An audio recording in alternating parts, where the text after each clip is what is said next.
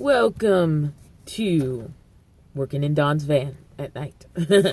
Okay, so first of all, I bought, let me see if I can find it, this 12-volt socket for my fuse block. I bought 2 of these and 2 of another kind. The problem with these are the terminal ends are too big for the fuse block. The fuse block just needs a smaller O-ring, which isn't a big deal. Like I said, I had 2 of these, and one of them I changed out to smaller O-rings with heat shrink. I like buying these ones that are made with the heat shrink because it eliminates a set. It's like a step. It's like a 2-in-1 thing. So I added smaller O-rings to this one, and I'm going to hook this one up to the fuse block. But that's not what this video is about. This video is about this watt meter, which I got from Amazon. What I've discovered with my solar system is that the Blue Eddy had me very, very spoiled in that I always had a watt reading of what I was getting from solar. And now I don't know, so I just want a watt meeting, a reading of how many watts I'm getting, like I used to get with the Max Oak Blue Eddy, so I could adjust my parking spot if I felt like going through the effort and, you know, I don't understand why I'm not getting enough sun.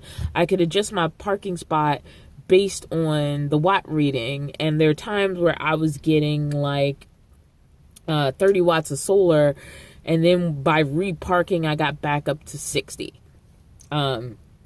And I literally at this point have no idea what I'm getting, only that my batteries are only getting up to about 80% on a good day, and then dropping to about 60 to 50 overnight. And then during the day, I seem to maintain about 70 to 80, but I'm not capping off the battery.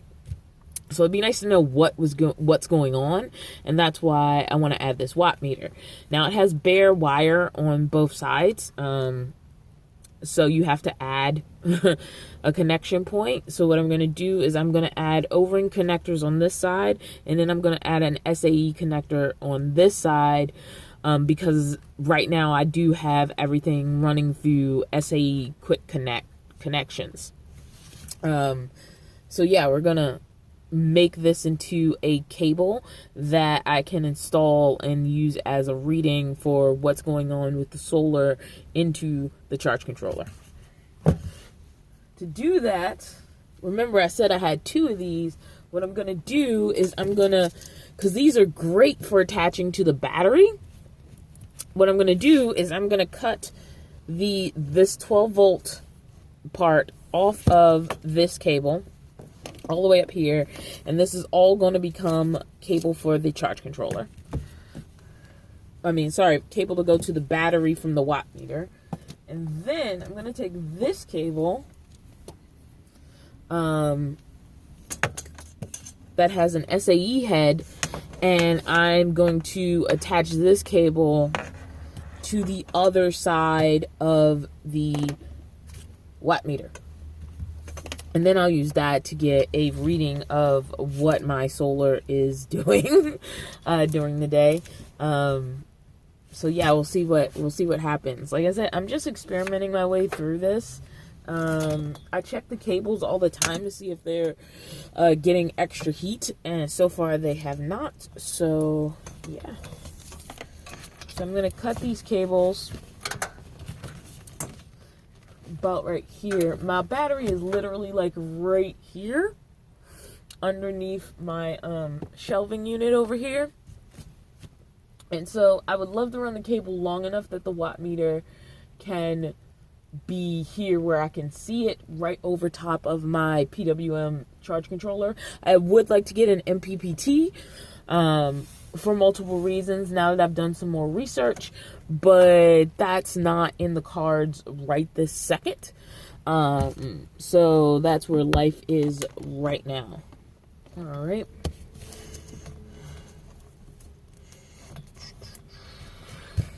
Let's cut some wire.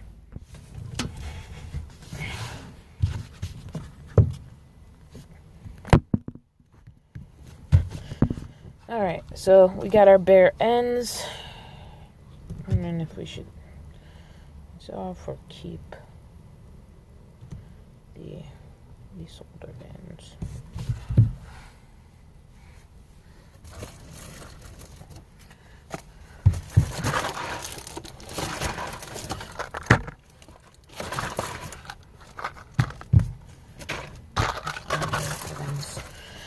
Okay, so for this we have some butt splice connectors from Home Depot. And the way butt splice connectors work in an ideal world is this one, once it's properly done, will go in the butt splice connector on this end. And then this, which is our terminal end, that's going to go to the battery, will slide into the butt splice connector on this side. This wire is not stripped yet, by the way. So that's what's going to happen is this. Once it's split, and there's basically a little notch in the butt splice connector, if you can see it, that tells you how long each cable should be. So ideally, you want to size this to this. So I need to take a little bit of rubber off this one. This one isn't sized at all. So I need to figure out how much I need to take off, and it looks like it needs to be about right here. So basically I'm going to take let me make sure. Okay, so the load side, there's two things on here. One of them says load and the other one says source. The source of power is wherever power is coming from, and the load is what's receiving the power. So the load side needs to go to the battery, so I need to make sure when I'm attaching the ends that are terminal ends, they're going to the battery side. On top of that, there's already an inline fuse on this plug. I have a 30 amp fuse on here. I have a 30 amp PWM controller. I'm a little confused, honestly, about fuse sizing. Most of my stuff is like fused everywhere. Like, I have a ridiculous amount of like fuses. I have a fuse coming from the solar panel, even though I only have one solar panel. I have everything wired to a fuse block, which has fuses, and then I have inline fuses on almost everything. So yeah, I've made a mark on this wire. That's about the place where I need to cut it. So we're gonna go ahead and strip this wire. I'm just going to use my little wire strippers. I have another set of wire strippers, but this one's been working out for me pretty well. So we're just going to use this one. Alright, so that wire is stripped. Awesome. And then, well, this wire's black, so this is going to be interesting.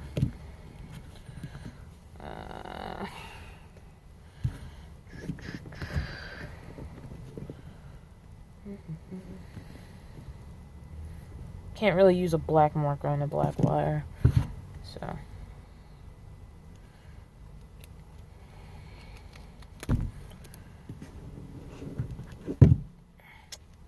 all right. So like I said, terminal ends stolen from the other thing. Terminal end. These are about the same size. Yes, so that looks like I did things right. So I'm going to take this and see if we can... I'm getting so old and blind, guys. So we're going to stick this in the butt splicer. And I love having a ratcheting crimper. They make things so much easy. I tried to use a handheld one and another style of crimper, and it was just not as easy as using this style of crimper. I'm doing this wrong, so we're gonna try to release it. There we go.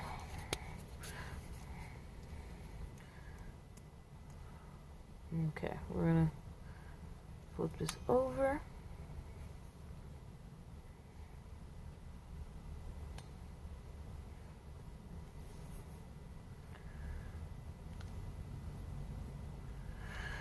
Okay. And where's my positive end? Positive. Okay.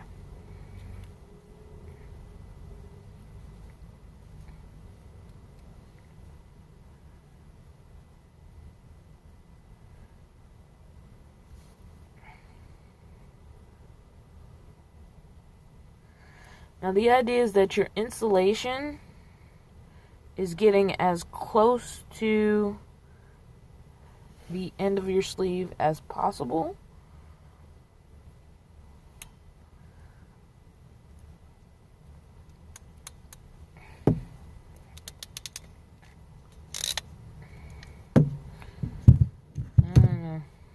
Hopefully it's not over crimped, but it's in there. Alright, so now we've done our red. Let's do our black. We're going to do the same thing. And grab a butt splice connector. We're going to stick our cable up in there. And make sure we're putting it in the right way.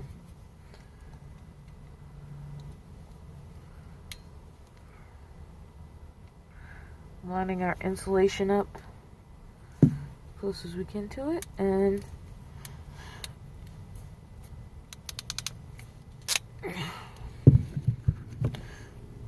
okay, that's pretty solid. It's not going anywhere. Alright, so that sets these two up to be here. Okay, so my phone died and I didn't really want to hold up with this project. I have my camp stove right here. Phone's at a weird angle, that's why my hand is zooming in. But I have my camp stove right here.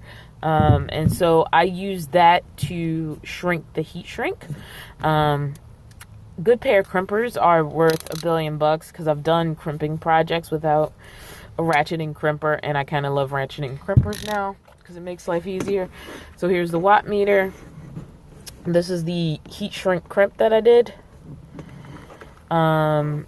Here is the SAEN, which is what I'm going to use to connect to the charge controller, because my charge controller already has bare wire to SAE.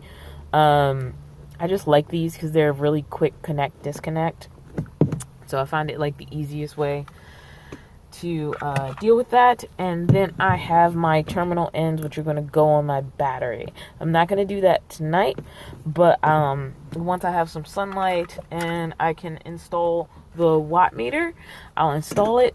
Hopefully it'll work. What I have created, which might be a little bit troublesome, is I have created a longer cable going between the charge controller and the battery, which I know, like, the shorter the cable, the better, to handle the amount of current. But I want to be able to see the watt meter. It's a complicated thing, and I have every confidence it's gonna work. Like, I'm not really worried about it working unless I really screwed up here. But I'm just worried. Like, my battery already isn't getting enough juice. So, like, based on my very elementary preschool knowledge of how solar systems work, and how electricity flows, I hope I haven't, like, screwed myself over to make the situation worse. But right now it's like I don't have a power reading, and I have alternatives, so I can always switch things back out. So yeah, we'll see how this little watt meter works out as a part of my solar system, so that I know what the heck is going on as far as, like, sunlight, how much I'm getting, and how many watts I'm bringing in, because I've missed knowing that, which I knew when I was hooked up to the Max Oak Blue Eddy. Alright, it's morning. It's like super early morning. I'm actually surprised I'm up this early. It's only like 7 o'clock in the morning. And I thought I would sleep in a little more. But I do want to get my new cables hooked up before the sun gets too high in the sky. And then I'm going to go buy me some breakfast. But basically, looking at these in the daylight, I have much more light than this camera's letting in. Like, I am My crimps are getting better, like, with every one. I can't believe I literally just changed out the O-rings on these. And the more you start DIYing some stuff for your camper, or your RV, or your van, or whatever you're living in, like, the more confident you get with making modifications that work for you. Like, I was very afraid of, like, not flat out buying cable, and I probably spent more on cable than I had to because I was afraid of doing, like, crimps for myself and heat shrink and all that. I used a lighter the first time I did one of these, and this time I used my camp stove. I just put it out and turned it on and ran the heat shrink portion of my crimp connection over the stove and let it, like, crimp, and then I let the wire just, like, chill overnight, and it just feels so solid. Like, it feels as good as, like, it feels better than the connectors that are on here that came with this particular wire. I have my watt meter ready to install. Again, I want to do it before the sun gets too high in the sky. That way I literally get to experience this watt meter with the new wiring that works with my solar system during the most peak daylight hours of the day. Also, I would love to run this during the most daylight hours of the day while I'm in the van, just so I can feel the wires, make sure they're not overheating. I haven't, like, experienced any warm wires. I don't know if I'm gauged correctly or not, because I still completely understand the gauging, but I'm not afraid that it's undergauged. If anything, I feel like I'm overgauged in a lot of places.